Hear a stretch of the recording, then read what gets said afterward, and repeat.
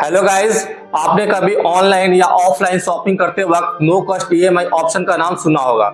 लगता है कि नो कॉस्ट ईएमआई है, पैसा बच रहा है, लेकिन क्या ये सच है?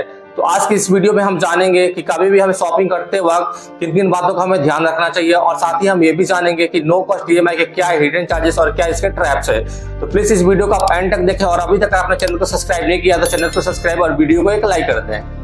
गाइस, सबसे पहले हम समझते हैं नो कॉस्ट ईएमआई के कंसेप्ट को।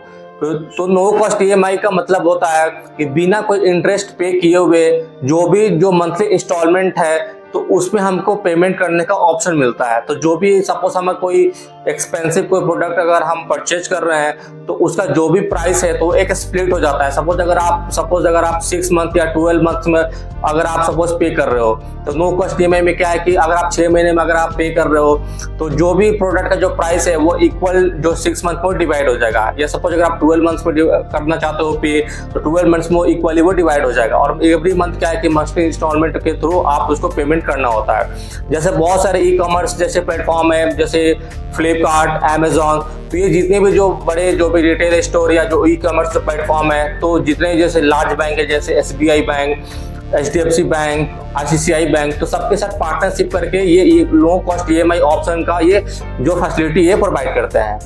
गाइस, कभी भी अगर आप सपोज नो कॉस्ट ईएमआई के थ्रू सपोज कोई प्रोडक्ट अगर आप परचेज करने के बारे में अगर सोच रहे हैं तो कभी भी परचेज करने से पहले जो भी टर्म्स एंड कंडीशंस है उसको आप ध्यान से एक बार उसको पढ़ लीजिए। क्योंकि जो नो कॉस्ट ईएमआई है बेसिकली जो कस्टमर्स है तो उनको कोई भी इंटरेस्ट पेड नहीं करना होता है, लेकिन जो इंटरेस्ट होता है तो उसको जो मर्चेंट है तो उसके द्वारा वो वहन किया जाता है। और सपोज जो बैंक है वो आपको प्रोसेसिंग फी भी वो चार्ज करते हैं, और जो प्रोसेसिंग फी है वो अराउंड 1% से लेकर 3% के आसपास हो सकता है। तो गाइस, क्या ये जो नो कॉस्ट ईएमआई फैसिलिटी है ये क्या सच में फ्री है? तो कोई भी जो बैंक है, रिटेलर है, ये अपना लॉस थोड़े ही ये लेंगे, क्योंकि कोई भी जो बिजनेस है वो बिना प्रॉफिट के नहीं चलता। साथ में क्या है कि हिडन चार्जेस हैं, तो आपके साथ अगर सपोज अगर आप नो कॉस्ट ईएमआई फैसिलिटी अगर सपोज आप लेते हैं तो आपके साथ बहुत सारे hidden charges, processing fee, GST वो इंक्लूड हो सकते हैं। साथ में क्या है कि सपोज अगर आप नो कॉस्ट ईएमआई फैसिलिटी अगर लेते हैं तो जो एक्स्ट्रा जो डिस्काउंट है वो आपको नहीं मिल सकते हैं। वही अगर आप नो कॉस्ट ईएमआई अगर फैसिलिटी अगर आप नहीं लेते तो हो सकता है आपको एक्स्ट्रा डिस्काउंट मिल जाते हैं।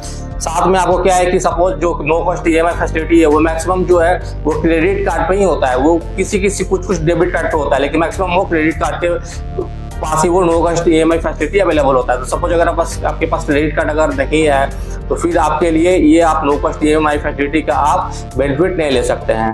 अब हम बात करते हैं कि नो कॉस्ट ईएमआई फैसिलिटी के क्या क्या एडवांटेज हैं।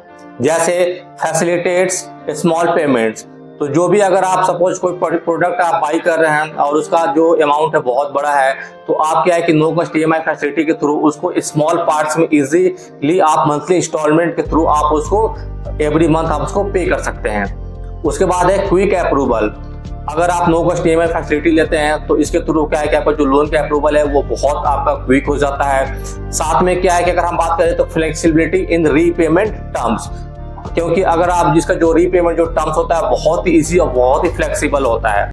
वही अगर हम इसके डिसएडवांटेज के बारे में बात करें जैसे हिडन चार्जेस, जो भी प्रोडक्ट है तो इसके साथ क्या है कि कुछ हिडन चार्जेस या प्रोसेसिंग फी इंक्लूड रहते हैं, तो इसके थ्रू क्या है कि हमें थोड़ा लॉस हो सकता है। उसके बाद अगर हम बात करें तो वो है क्रेडिट स्कोर। तो सपोज अगर हम नो कॉस्ट ईएमआई फैसिलिटी का थ्रू अगर आपको कोई प्रोडक्ट अगर परचेज कर रहे हैं और उसका मंथली इंस्टॉलमेंट हम पेड नहीं कर रहे हैं, अगर हम पेड उसका मंथली इंस्टॉलमेंट नहीं करेंगे तो हमारा जो क्रेडिट स्कोर वो इम्पैक्ट हो सकता है, वो बैड हो सकता है, और फ्यूचर में हमें कोई भी लोन लेने में काफी दिक्कतों का हमें सामना करना पड़ सकता है। उसके बाद अगर हम बात करें सबसे लास्ट में तो ओवर स्पेंडिंग, क्योंकि नो कॉस्ट ईएमआई फैसिलिटी के थ्रू बहुत सारे लोग सोचते हैं कि हमें एक बार में पैसा शुरू में नहीं देना है, वो इजीली हमें क्या है कि इजीली उसके मंथली इंस्टॉलमेंट में पेड करना है। तो जो कुछ लोग होते हैं वो बहुत इसका इजीली प्रोसेस है तो उसको बहुत सारे अनवांटेड जो गुड्स उसको भी खरीद लेते हैं। तो इससे भी हमें खरीदने से बचना चाहिए। हमें केवल सिर्फ जो जरूरी चीजें सिर्फ उनको ही खरीदना चाहिए। अब हम बात करते हैं कि कैसे पता करें कि जो नो कॉस्ट ईएमआई फैसिलिटी अगर आप ले रहे हैं तो आपको लॉस हो सकता है। तो जैसे compare MRP versus EMI price, जब भी अगर आप नो कॉस्ट ईएमआई फैसिलिटी अगर आप ले रहे हैं तो जो उसका जो एमआरपी प्राइस है और जो उसका ईएमआई जो प्राइस है, दोनों को आप कंपेयर कर ले कि कौन सा सबसे आपके लिए सबसे बेस्ट है। इसके बाद क्या है कि प्रोसेसिंग फी और हिडन चार्जेस, तो जो भी नो कॉस्ट ईएमआई का क्या होता है कि उसके जो इंटरेस्ट होते हैं वो जीरो होते हैं, लेकिन उसके साथ क्या होता है उसका जो प्रोसेसिंग फी बहुत हाई होता है, तो इसको भी आपको एक बार इस पर ध्यान देना चाहिए। साथ ही कैश डिस्काउंट ऑप्शन एक बार चेक कर ले, क्योंकि कभी कभी अगर आप कैश से अगर आप पेमेंट करते हैं तो आपको काफी अच्छे आपको जो है आपको ऑफर मिल सकते हैं, तो एक बार इन सारे चीजों पे आपको ध्यान देना चाहिए।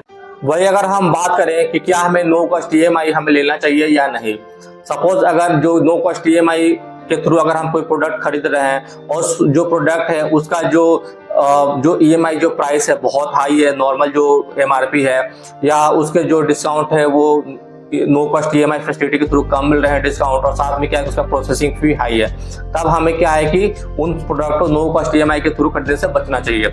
लेकिन सपोज अगर मान के चलो कि आपको कोई प्रोडक्ट आपको बहुत जरूरी है, आप परचेज करना चाहते हो, लेकिन वो सपोज उसका प्राइस बहुत हाई है, तब आप क्या है कि नो कॉस्ट ईएमआई का आप ऑप्शन चुन सकते हो। उसके थ्रू क्या है कि आप मंथली इंस्टॉलमेंट में जो भी आपका जो प्रोडक्ट है उसको आप एवरी मंथ आप उसको प्राइस जो भी है आप उसको पेड करके आप जो भी है अपना जो पूरे प्रोडक्ट का जो प्राइस है उसको फ्री पेमेंट आप कर सकते हो। साथ में क्या है कि जब भी आप कोई भी नो कॉस्ट ईएमआई फैसिलिटी चुने तो बिना सोचे समझे आप उसको ना चुने, उसके जो भी terms conditions processing fee hidden charges है उसको एक बार ध्यान से देख के समझ के तभी आप कोई भी आगे नेक्स्ट डिसीजन लें।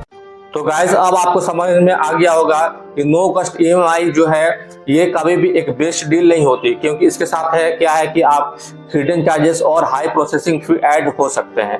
तो गाइज अगर आपको ये वीडियो इंफॉर्मेटिव लगी हो तो प्लीज इस वीडियो को ज्यादा से ज्यादा शेयर करें, लाइक करें और कमेंट करें, और अभी तक आपने इस चैनल को सब्सक्राइब नहीं किया है तो चैनल को सब्सक्राइब और वीडियो को लाइक कर दें। मिलते हैं गाइस नेक्स्ट वीडियो में, तब तक के लिए take care, thanks for watching.